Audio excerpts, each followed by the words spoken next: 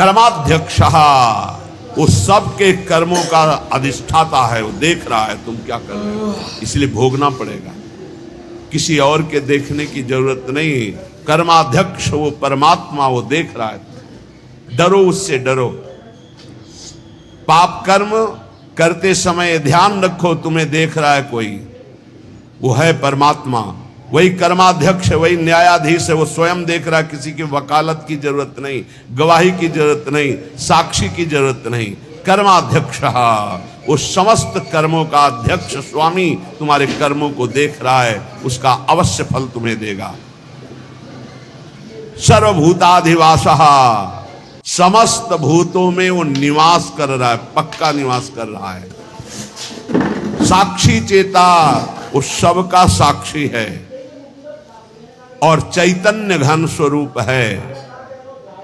केवलो निर्गुणश्च, वो सतोगुण, रजोगुण, तमोगुण तीनों गुणों से ऊपर उठा हुआ निर्गुण है। निर्गुण का तात्पर्य होता है गुणातीत।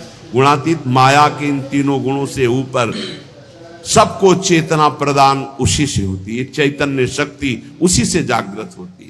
एको वसी निष्क्रियाणाम बहुनामेकम बीजम बहुधा यह करोति तमात्मस्थम येनु पश्यन्ति धीरास्तेषां सुखम शाश्वतम नेतरेषाम। जो अकेला एक अनंत ब्रह्मांडों में, अनंत भूतों में, अनंत शक्तियों में अपनी शक्ति का संचार करता है, वो सबका शासक एक ईश्वर है। वो प्रकृति को बीज रूप से अनेक रूपों में परिणित करके विराजमान है। ये सब वही साक्षात विराजमान है, वही प्रकट रूप में दिखाई दे रहा है, वही अप्रकट सबके हृदय में विराजमान, सबसे परे, सब में भरे, सबसे परे और सब में भरे। जो सबसे भरे वही सबसे परे, जो सबसे परे वही सब में भरे। यह रहस्य रघुनाथ कर बेगी न जाने कोई, और जो जाने रघुपति कृपा तो सपने मोह न होए। जो ऐसे परमेश्वर का अनुभव कर लेता है वो सदैव परमानंद में मगन रहता है। तेसाम सुखम शाश्वतम नेतरेषाम, जो सबसे परे, सब में भरे, ऐसा अनुभव कर ले। यो माम पश्यति सर्वत्र सर्वम च मयि पश्यति तस्याहम न प्रणश्यामि सच में न प्रणश्यति। वो कभी मेरे से दूर नहीं होता, मैं कभी उससे दूर नहीं होता। जो ये जान जाता है सब में श्री भगवान है और सब श्री भगवान में है। विराट रूप भगवान में सब वास कर रहे, सूक्ष्म रूप भगवान सबके हृदय में वास कर रहे। नित्यो नित्यानाम चेतनश्चेतनानाम एको बहुनाम यो विदधाति कामान तत्कारणम सांख्य योगाधिगम्यम ज्ञात्वा देवम मुच्यते सर्वपासई। देखो ये वेद है, इसको समझ लोगे तो कभी संशय नहीं होगा। वो परमात्मा एक है, वो सर्वव्यापी है, वो सर्वसाक्षी है, वो कर्माध्यक्ष है, वो समस्त प्राणियों में विराजमान अकेला, सबको जीवनी शक्ति, बौद्धिक शक्ति सबको वही दे रहा है। जो एक नित्य चेतन परमात्मा है वही तुम्हारे कर्मों के फल का विधान करने वाला है। इसलिए बहुत शीघ्र ज्ञान योग से, कर्म योग से, भक्ति योग से उस परमात्मा को प्राप्त कर लो और जीवन मुक्त हो जाओ। सबके कारण रूप परम देव परमात्मा को प्राप्त कर लिया तो समस्त बंधनों से मुक्त हो जाओगे। ज्ञात्वा देवम मुच्यते सर्व पासई है, सर्व बंधनों से मुक्त हो जाओगे। जीवन का परम लक्ष्य वेद कहता है, श्वेता श्वेतर वेद, आपको भगवत प्राप्ति इसी जन्म में करनी, और कोई जन्म नहीं है। बार बार अन्य योनियों में जाने पर तुम कोई नया कर्म नहीं कर सकते। केवल मनुष्य जीवन में भगवत प्राप्ति कर सकते हो। वो भगवत प्राप्ति किसी और की उपासना से नहीं होगी। महापुरुषों के चरणों की उपासना से एकमात्र भगवान की उपासना। रहुगणित तपसा न याति न चेज्या न निरूपणात् गृहाद्वा न छंदसा नैव जलाग्नि सूर्यो बिना महात्पाद रजोभिषेकम। ये कह रहे हैं। और कोई उपासना से इनकी प्राप्ति नहीं होने वाली। अगर आप समझते हो कि अन्य कोई, तो इनका प्रवेश ही नहीं है। न तत्र सूर्यो भाति न चंद्र तारकम, न सूर्य का वहां प्रवेश है, न चंद्रमा का प्रवेश है कि अपने प्रकाश सहित पहुंच जाए। पर अब धाम में, ब्रह्मधाम में, ब्रह्म स्वरूप में, न तत्र सूर्यो भाति न चंद्र तारकम नेमा विद्युतो भांति कुतोयम अग्नि, न अग्नि न बिजली न चंद्रमा न सूर्य, इन तेज त्रिभुवन को प्रकाशित करने वालों की सामर्थ्य नहीं कि उसमें प्रवेश पा सके। तमेव भांतम अनुभाति सर्वम तस्या भाषा सर्वमिदं विभाति, क्योंकि ये सब उससे प्रकाशित होते हैं, उसी परमात्मा तत्व से। इसलिए जो सबका परम प्रकाशक है, उस परमात्मा की प्राप्ति इसी देह में, मनुष्य देह में आप कर सकते हैं। जो इस मनुष्य देह को प्राप्त करके भगवत प्राप्ति नहीं करता है, वो अपना भारी पतन कर रहा है। पर भगवत प्राप्ति कौन कर सकता है?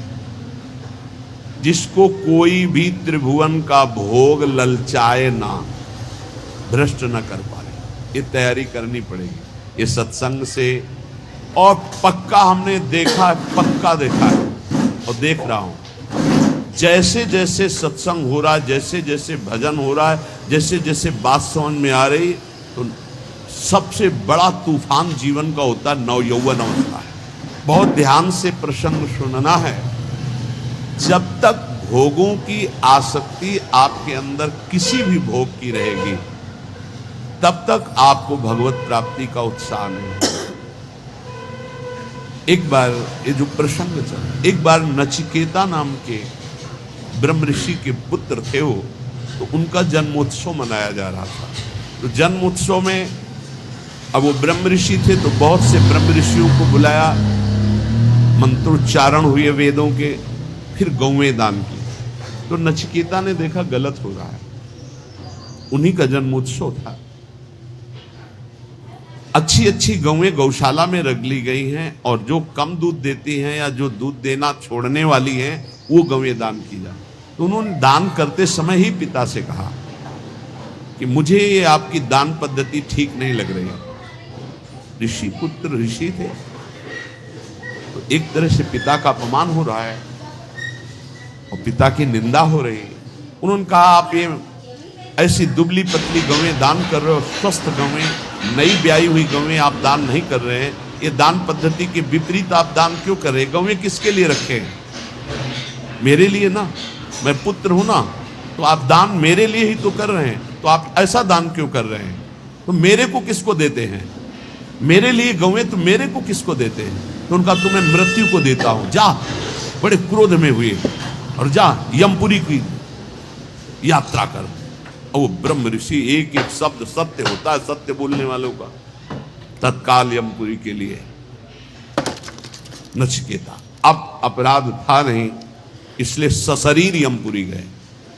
अब जो ही यमपुरी में पहुंचे, तो जो 12 महाभागवत है उनमें एक धर्मराज जी को भी कहा गया है। पापियों के लिए वो यम भयानक रूप है और धर्मात्माओं के लिए धर्मराज स्वरूप है। वहां वो थे नहीं, वो ब्रह्म सभा में किसी कार्य हेतु गए हुए थे। उनकी पत्नी ने आतिथ्य सत्कार करते हुए नचिकेता को वहां रखा कि जब तक धर्मराज जी नहीं आते हैं तब तक आप विराजमान रहिए। धैर्यपूर्वक वहां रहे। जब धर्मराज जी आए, उनको कुछ बताना नहीं होता, वो सर्वज्ञ तत्काल देखा कि हाँ इनका कैसे आगमन हुआ, जान गए, बहुत प्रसन्न। हे ऋषि बालक, मैं तुम्हें हृदय से सम्मानित करता हूं, मेरा आतिथ्य स्वीकार करो। अर्घदान किया धर्मराज जी ने और कहा मैं तुम्हारी धर्मनिष्ठा, सत्यनिष्ठा और परम पवित्र दूसरों के प्रति सुख बुद्धि का नमस्कार पूर्वक प्रशंसा करता हूं। मैं बहुत प्रसन्न हूं, बोलो तुम क्या चाहते हो? उन्होंने कहा मैंने सुना है कि आपको ब्रह्म बोध है, अध्यात्म विद्या के आप परम ज्ञाता हैं। मैं आपसे आत्मज्ञान चाहता हूं। उन्होंने कहा नहीं, तुम पृथ्वी का सम्राट पद स्वीकार करो, सुंदर सुंदर नव युवतियां रानियों के रूप में तुम्हें मिलेंगी, मैं तुम्हें सम्राट पद में अभिषिक्त करूंगा। मृत्युलोक का सबसे बड़ा बलशाली, स्वस्थ रहकर हजारों वर्ष तक भोगों को भोगने वाला, चिंतित पदार्थ तत्काल उपस्थित हो जाएंगे, जो सोचोगे वही हो जाएगा, ऐसा तुम्हें आशीर्वाद देता हूं। बोले नहीं चाहिए, मुझे आत्मज्ञान चाहिए, छोड़ो। मैं तुम्हें स्वर्ग का देवराजेंद्र पद देता हूं, नवीन नवीन अप्सराएं तुम्हारी सेवा में रहेंगी, स्वास्थ्य भोग वैभव देवता तुम्हारे अधीन रहेंगे, ऐसा मैं तुम्हें वरदान देता हूं। बोले नहीं चाहिए, मुझे सिर्फ आत्मबोध चाहिए, आत्मज्ञान चाहिए। क्या क्या नहीं लालच दिया, जब कोई भी बात स्वीकार नहीं का, आत्मज्ञान चाहिए, तब बोले श्रेयश्च प्रेयश्च मनुष्य में तस् तौ संपरित्य विविनक्ति धीरः श्रेयो ही धीरे भी प्रेयसो वृणीते प्रेयो मंदो ये क्षेमात् वृणीते। हे नचिकेता, तुम महान हो। जब कोई भगवत मार्ग में चलना चाहता तो उसके सामने दो वस्तुएं होती है, एक श्रेय और एक प्रेय।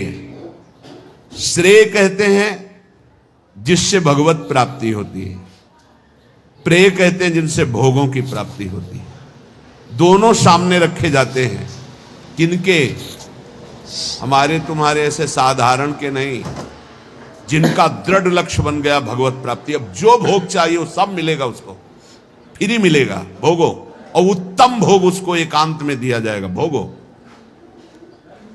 अगर प्रेय भोग लिया तो श्रेय की प्राप्ति का अधिकार क्षीण होने लगता है।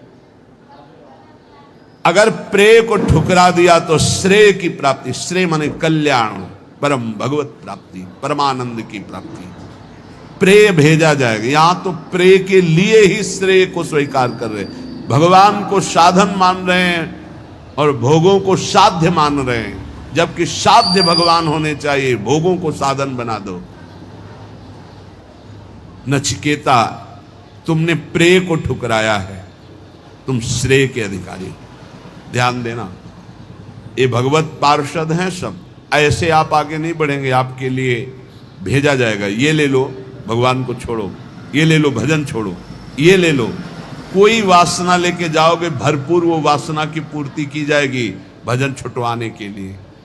ये अंदर बैठा, ये संत वाणी इसीलिए सुना रहे बड़े बड़े महापुरुषों की।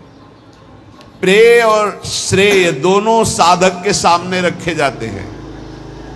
बुद्धिमान उपासक को दोनों पर भली भांति विचार करना है कि ये प्रेय तो बहुत जन्मों में भोग चुका हूं, अब इस जन्म में नहीं, इस जन्म में मुझे भगवत प्राप्ति करनी है।